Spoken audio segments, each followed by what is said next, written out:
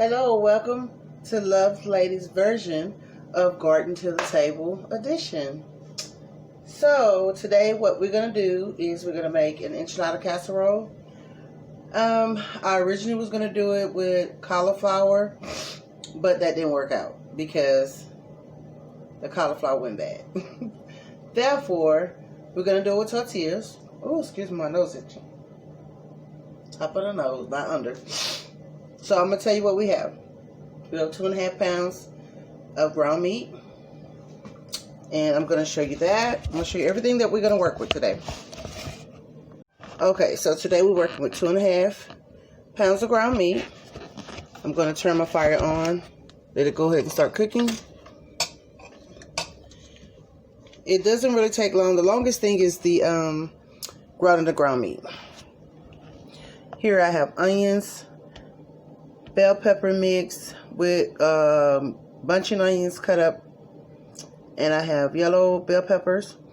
I have tomato sauce. I have my own Rotel diced tomatoes, can of cream of mushrooms, and all my seasoning. You can season it to whatever taste that you like, but what I'm putting in it is some thyme, salt and pepper, which is going to use the pink Himalaya salt, some cayenne pepper, my basil, and I'm going to even throw in some steakhouse seasoning. That's just pretty much like a mixed seasoning. And I'm going to get that, the tortillas and a casserole pan. So I'm going to get those things cooking, and then I'll get back with you. So now that our ground meat is cooked, what we're going to do, we're going to actually drain the fat off the meat. So now that our meat is drained, you put it back on the fire in the pot. And you can actually start now adding all your little ingredients.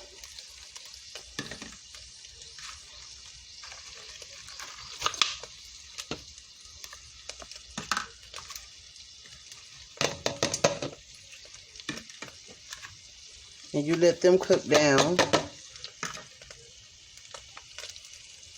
Season it to taste.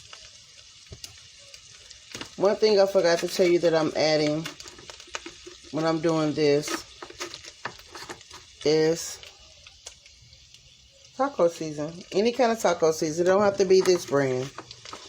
So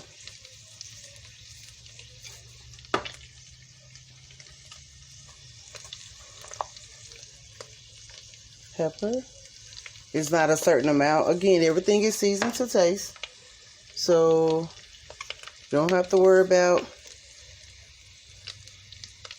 if you're adding too much. I mean, you know what you like. I would just tell you and tell anybody, go easy on the salt, because you don't want to eat something. Once you salt it, it's really hard to unsalt it.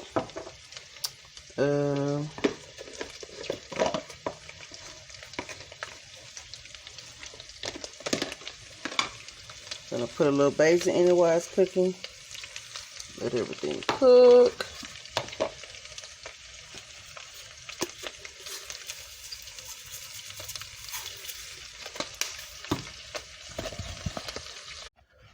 So now you're just gonna blend everything up. Let it cook down for about maybe 2 or 3 minutes. Once it's cooked to your taste, because you're going to still have to let it boil. Mix it up. Like I said, just make sure you're mixing it up real good. I put like a half a cup of water in there, if you can tell, without my shadow. And we're just going to blend it up. So remember, I'm trying to do this here and record, hold it. So be right back. Okay, so now you add your cream of mushrooms and your tomato paste, and you just stir that up.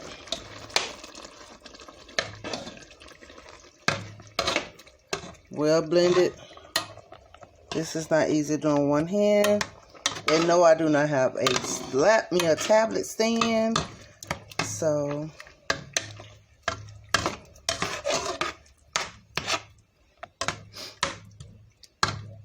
It's an easy meal, guys. You're really only using 2 dishes.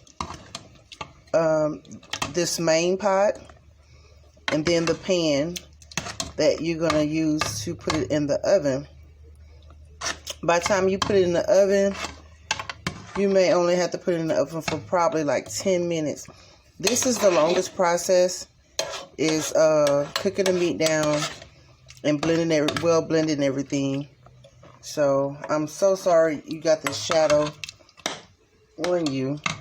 This is the best lighting that I have over this stove. I don't have a stove light. I'm sorry.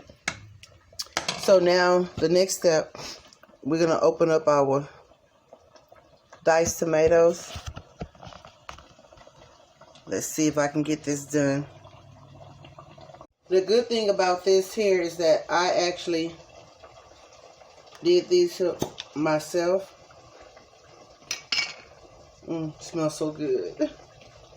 So I'm going to put the whole thing up in there. I like tomatoes, so I prefer to do the whole thing. Then you're going to blend it up. Let that cook. You can bring it down. You don't have to let it cook really, really high. It's up to you. But I do like mine to simmer just a little bit. I'm going to show you how they look as it's cooking.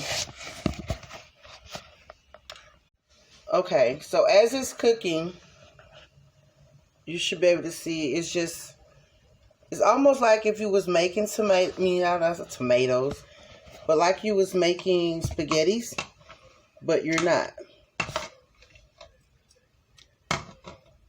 And you don't want it soupy. You want it at a decent texture. Almost a creamy, but loose. So we're going to let it cook for probably about 5 minutes. And then we'll go to the next step. Okay, so now we're going to go ahead on and get everything finalized.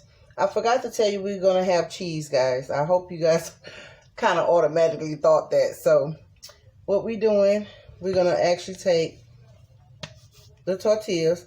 You can use corn, you can use flour, you can use white corn, whichever kind you like. Homemade tortillas. So we're going to lay it. Now, I also use this recipe using biscuits. Oh my God, it is amazing. So what you do, as you can see, I'm laying out my tortillas.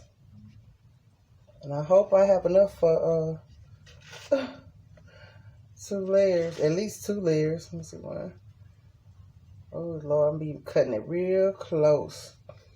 So I don't want to half do it, because 2 is not going to be enough to go that way. Okay, so first step is I'm going to lay, and you can use any kind of cheese that you like. If you like, if you don't like cheddar cheese or I'm using queso quesadilla cheese and the Fiesta blend, also with some feta cheese. So we put some cheese right there. Let me get it's easy when you use a layer. So I'm gonna sit this over here, and then what we do, you take your scoops and you just start spreading it. You're gonna layer it with. Now, if you're a meaty person, you just make sure you have you cook X amount of meat. You can actually do this here with fajita meat, chicken. It's just whatever you desire. So this, because I know I don't have a whole lot of tortillas, which just is not normal for us. Especially if I know I'm gonna make this dish, which I really kind of didn't. I really wasn't going to use tortillas. I was going to use cauliflower. If you're using the cauliflower, you're going to crumble up the cauliflower, and you're going to layer it all the way in the pan. You're going to put it all in the pan. You're not going to layer it. And then you're just going to do these steps here with adding the cheese. You're going to pour the meat sauce all over the cauliflower.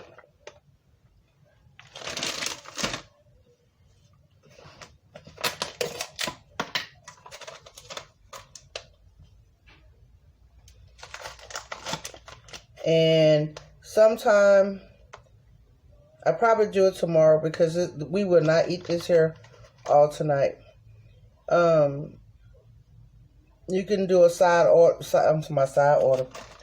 dressing of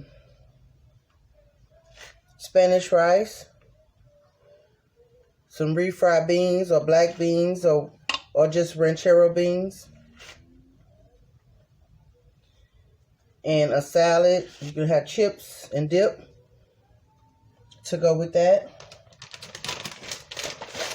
It makes an awesome meal.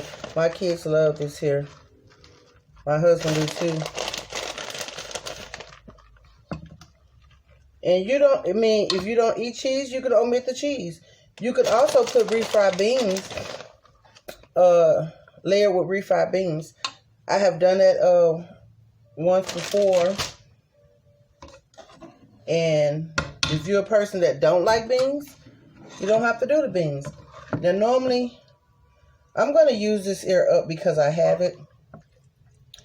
Normally, I have at least another layer, but I don't have any more tortillas. And I'm not going to use this for anything else. I mean, I could have saved some, but we're going to pour the rest of it on there. This is enough. It's enough to make another layer. But what we're going to do, since we only had enough to make one layer, we're still going to do it. And it's still going to turn out good.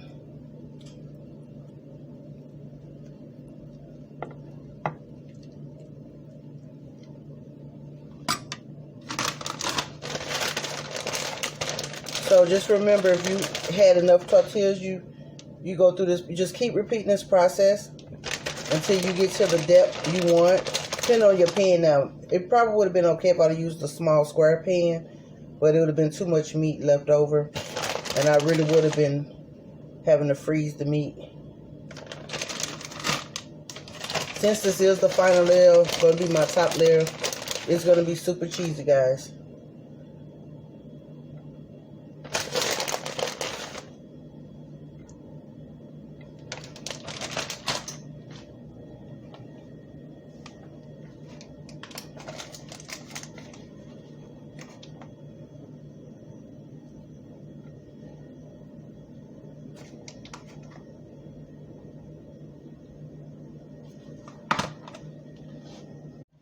Okay, so I topped it off with some cilantro.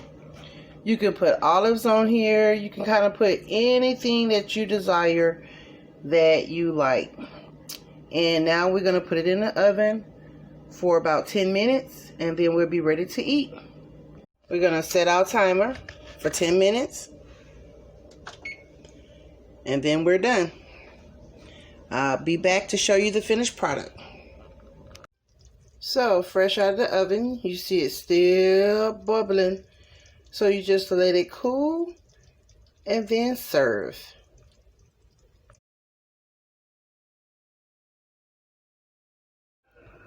Alright guys, this is the finished product. Everything is ready to serve.